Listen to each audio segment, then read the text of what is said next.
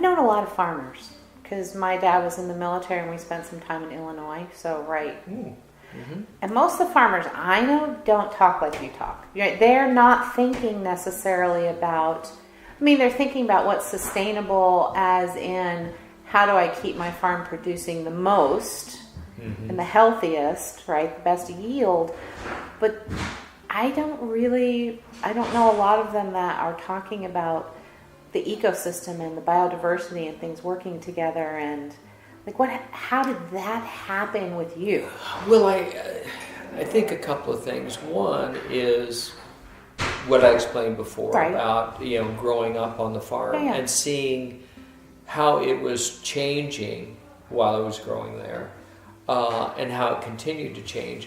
And I think something that was impactful, and I think it was in about the late 80s that a study came out, and at that time, Potawatomi County, which is a large county in the southwest corner of Iowa, where we lived, and one of the largest corn producing, was identified as having the largest per capita occurrences of cancer. Yes. Okay, and they didn't specifically relate the two, but it's kind of like duh. Right.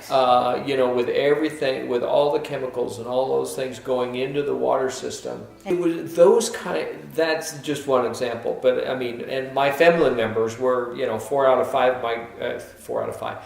4 of my grandparents died of cancer. And so you just saw it. You saw it in your families. You saw it in your neighbors. You saw it everywhere. So that had a big impact. The other thing is, what drove me is that as that evolution was taking place, you found that farmers had to be bigger, had to grow more to be sustainable. So, back when I was growing up, the average farm was about 300 acres, okay? And it was a family farm, and it was growing. It wasn't just growing corn. Right. We were growing corn, we were growing some soybeans, we were growing oats, we were growing hay. We had pasture land, we had our own cows, both feeding cows and stock cows. We were raising pigs. We had 30 head of sows and litters of pigs twice a year.